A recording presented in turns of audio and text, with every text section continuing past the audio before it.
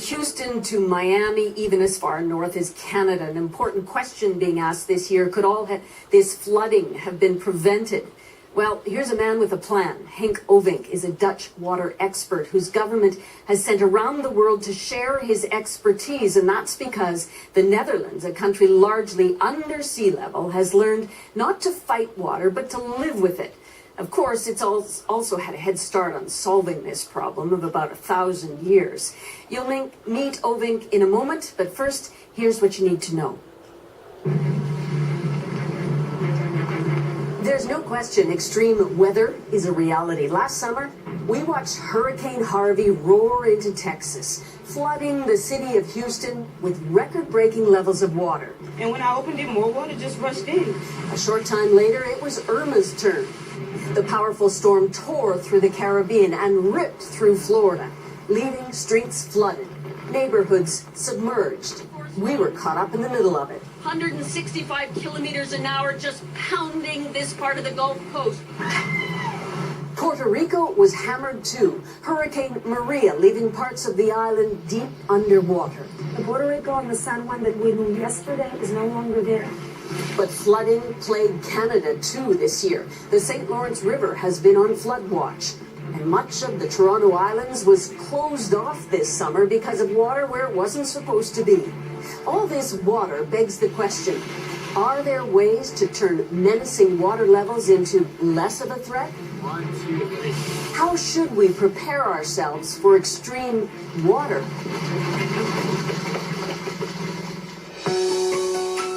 Well, who better to ask than the Dutch? So the Don and the Humber are the biggest, but then there's 7 in between. Henk OVINK is a water expert, a special envoy for international water affairs for the Netherlands. He says we need to reimagine how our cities are built and rethink our relationship to water. I met up with Henk OVINK earlier in Toronto. Henk, what can the Netherlands teach us about water?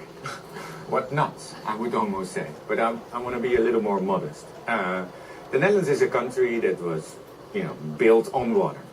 We were 2,000 years ago, a place where there was only water. Wetlands, rivers, a real delta, as you can see now in Bangladesh, a wet place. But we turned that water into an asset, because water also in those times was a way to move goods and people. And we learned how to organize ourselves with the risk that came with water. A lot of people think of the Netherlands and think of the boy with the finger in the dike. Right. That's a barrier. That's a barrier, yeah. But already in the 1100s we said, next to building stuff, we need to organize ourselves around this. If we don't collaborate, if I build a dike around my house, the water goes to my neighbor and then I have a conflict. So we organized ourselves on a regional scale in water authorities. Okay, so you were talking about the Netherlands arranging itself around water. So many communities, this summer in particular, were so afraid of water. Water drowned us all in North America this summer. So what are we doing wrong? Well, we see water as an enemy or not as a friend. So we don't take water into account when we plan our cities. People say Toronto is a city in a park, but there's hardly any park in the city. And that's what you saw in Houston and in other places, but also in Europe 1.5 years ago, when rain events flooded France, Germany and Austria. So when it rains, our cities can't deal with the water, because we didn't take care of water storage, green capacity, green roofing, to be able to deal with those extremes. So do we have to build more to keep the water away from urban centers? Now we have to change the way we build our cities and redevelop the existing. So with urban growth happening over the next decades, there's a real opportunity to waterproof our cities, to make them future-proof for that matter, and to be able to deal with those extremes, more droughts and more rain. But the existing cities we also have to open up, make sure that they can hold the water longer, that they can capture it when it rains and then let go. Waterproof your city, that's Yes. a very fascinating idea. So how do we do that? Well, in different ways. Sometimes you have to move people out of harm's way. More parks, increasing open water bodies. In the Netherlands we had a program, it was called Room for the River.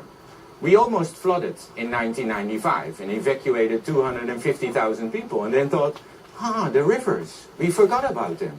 So we gave them more room and the capacity to flow. How did you give them more room? By moving people out of harm's way, taking agricultural land and making it temporarily available when there is a flood. We built an enormous park just north of Rotterdam. That's now a rowing facility for rowing in a world championship. But it can hold the water with a rain event or with floods coming in from the rivers. So multi-usage in your city, where a parking garage can also be a storage for water in a rain event, where you open up your canals so the sidewalks can flood but not do damage to the rest of the city. Rethinking how you design your city on every scale and in every aspect is critically important. So making friends with water. You have to love water and have to understand it. Water is complex. How worried should we be about extreme events like we've seen in the last summer all over, here in Toronto with record levels of water in the Lake Ontario, in the St. Lawrence Seaway? Our islands in Toronto were flooded. Alberta had flooding years ago. How concerned should we be? Very concerned and very worried, but not without hope. There's research by the World Bank, by the OECD, by research institutes from all over the world that really says our cities will flood. It will cost trillions and trillions of dollars. We will lose people's lives. 2 billion people are at risk until 2050 when it comes to too much water alone. So if we don't change, we will lose all that. But if we do change, if we take on this opportunity, build better cities, build better water systems, collaborate, not only within a city, but within a region and across a border, then we can build a better future. So there is hope. What you're talking about is a rethink, though, because most of us live in urban spaces that have infrastructure designed in the 1950s and 60s, which is wearing down already. But when you have a flood event, we hear more talk about more infrastructure, more cement, more walls, more retention. Are we going the wrong way? If that is the direction, you're going the wrong way. More concrete will not solve the water problem. Understanding water will. You have to go back to what the water wants. Look at the river. A normal river meanders. And then when there's too much water, it grows. That capacity you will never hold with a wall. I was in Peru advising the government on their response after the major floods in March. And you saw what the river did. And he said, let's build more walls. And I said, let's take more walls away. Give the river more room, ensure that you're not building in harm's way, and then you're able to adapt, be flexible, and deal with these extremes. You watched Houston Yeah. be submerged this summer. You have so much knowledge. What were you thinking? What was Houston's problem? Harvey was a major rain event. You know, in current days, you can't prevent the event from happening, but you can prevent the enormous impact. That doesn't mean that houses or buildings won't get flooded, but you can take into account what the damage is and how people will survive. Disasters are also like an X-ray, a magnifying glass. You look at your systems and you think, oh, this went wrong. Harvey showcased the vulnerabilities of Houston. It's concrete, the surfaces are not permeable. They don't take water into account. There's not enough green. So replanning your city is possible. And you can start not only in your city, but also in the rivers. There's not enough storage capacity. The rivers do not have enough flow capacity. And there's a lot we can do actually to increase that. Henk, you obviously are passionate about water, and you love water. But do you think the rest of us are ready for the message of sustainability and making friends with water, allowing room for water? Yeah, I'm optimistic.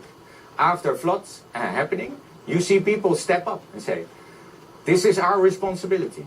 We can do this. We can build a better world. And I think the sustainability effort is something that's ingrained in the culture of everyone.